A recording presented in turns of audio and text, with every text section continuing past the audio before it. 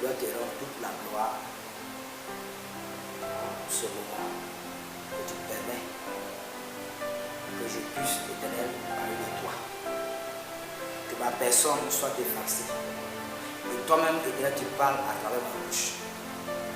Et que ton nom soit glorifié. Au nom de Jésus.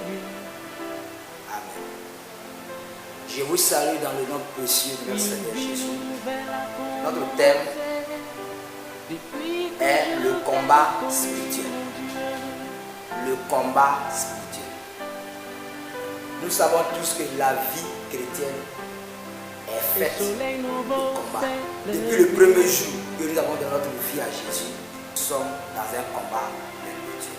Bien aimé, le combat spirituel est réel. Un chrétien qui ne sait pas que depuis qu'il a donné sa vie à Jésus, il est dans un combat. Bien aimé, ça c'est l'ignorance spirituelle. Le passage de base, Matthieu 10, le verset 34. Il dit, ne croyez pas que je sois venu apporter la paix sur la terre. Je ne suis pas venu apporter la paix, mais l'épée. Jésus rappelle à la mémoire de ses disciples ce combat qu'il doit mener toute leur vie sur terre. D'où est venu le combat spirituel? Genèse 3, le verset 14 à 15. L'Éternel Dieu dit au serpent, puisque tu as fait cela, tu seras maudit en tout le bétail et entre tous les animaux des champs. Tu marcheras sur ton ventre et tu mangeras de la poussière tous les jours de ta vie. Verset 15, je mettrai inimitié entre toi et la femme, entre ta postérité et sa postérité. Celle-ci t'écrasera la tête et tu lui blesseras le talon. Voici la source du combat spirituel. Dieu dit au serpent, tu mangeras de la poussière tous les jours de ta vie. La poussière ici, c'est l'homme. Le serpent, ce sont les sorciers. Dieu a déjà donné l'autorité aux sorciers de manger la chair. Mais il a dit que la postérité de la femme écrasera la tête du serpent. Et le serpent blessera le talon de la postérité de la femme. Donc c'est depuis là que le combat spirituel a commencé. La poussière, ici c'est l'homme. Dieu a déjà donné le pouvoir aux démons, aux sorciers de manger. Donc c'est depuis là-bas que le combat a commencé. Une église où on ne parle pas du combat spirituel, on ne parle pas du combat spirituel, on ne parle pas de la prière, c'est un jeu d'amusement. Jésus dit, ne pensez pas que je sois venu apporter la paix sur la terre, mais l'épée, le combat. Jésus est venu pour combattre, arracher les âmes dans la main de Satan, c'est un combat. Donc, en tant que chrétienne, si nous ne savons pas que non, depuis nous avons donné notre vie à Dieu, à Jésus, nous sommes dans un combat pour Dieu. Ça sera difficile. Combat spirituel, dit ça depuis que l'homme a chuté. Aujourd'hui, on ne parle plus de combat spirituel dans les églises. On ne prêche plus sur le combat spirituel, sur la prière. On prêche sur la prospérité, sur le mariage, sur les bénédictions terrestres. Mais une église où on ne parle pas de combat spirituel, c'est un jeu d'amusement. Parce que Jésus même a combattu. Pour arracher les âmes dans la main de Satan, c'était un combat. Dans 2 Corinthiens 10, verset 4 à 5, il dit, car les âmes avec lesquelles nous combattons ne sont pas charnelles, mais elles sont puissantes par la vertu de Dieu pour renverser les forteresses. Nous renversons les raisonnements et toute hauteur qui se lève contre la connaissance de Dieu. Et nous amenons toute pensée captive à l'obéissance de Christ. Aujourd'hui, toutes les églises, la majorité des églises est climatisée. Les sorciers sont à l'aise, les démons sont à l'aise. Le diable n'est plus au maquis. Le diable est à l'église. Les sorciers sont à l'église et ils sont à l'aise. Parce qu'on ne parle pas de combat spirituel. C'est un jeu d'amusement. Une église où le combat spirituel n'est pas enseigné. Une église où on ne parle pas du combat spirituel, c'est un jeu d'amusement. C'est un jeu d'amusement. Acte 28. Verset 2 à 3 que nous avons lu.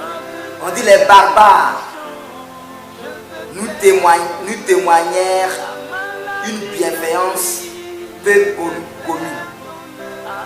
Ils nous recueillirent tous auprès d'un grand feu qu'ils avaient allumé parce que la pluie tombait et qu'il faisait grand froid.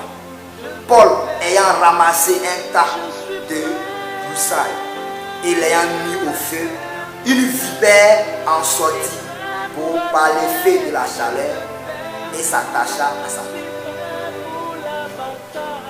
La vipère, c'est le diable. La vipère, c'est le sorcier. La vipère, c'est les démons. Ils sont à l'église, ils sont à l'aise parce que les églises sont climatisées par plus de combat spirituel.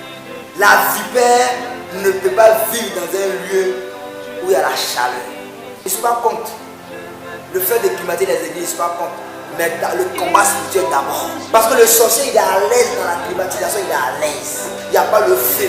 Le seul langage que le diable comprend, c'est le feu. C'est le feu.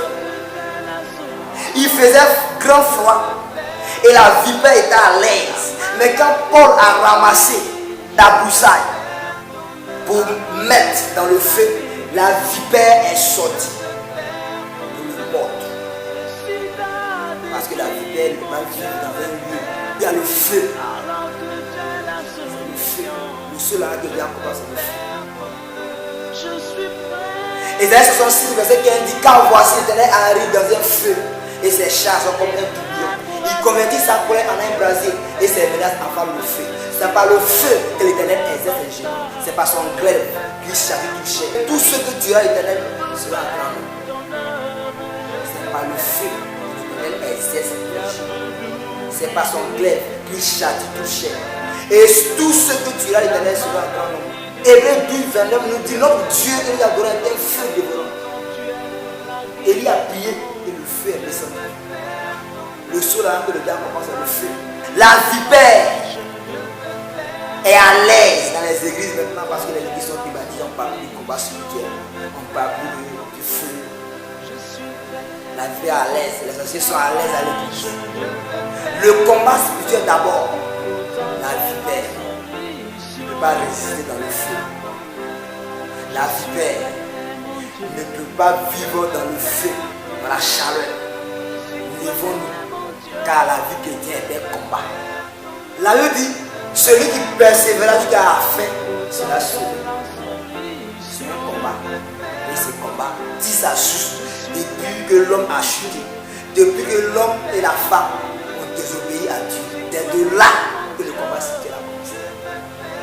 Si on n'enseigne pas le combat spirituel dans les églises, on n'enseigne pas la prière véritable, on n'enseigne pas comment il faut prier, comment il faut combattre. Tu ne connais pas le diable, tu vas faire comment pour le combattre. Tu ne connais pas le diable, tu vas faire comment pour le combattre.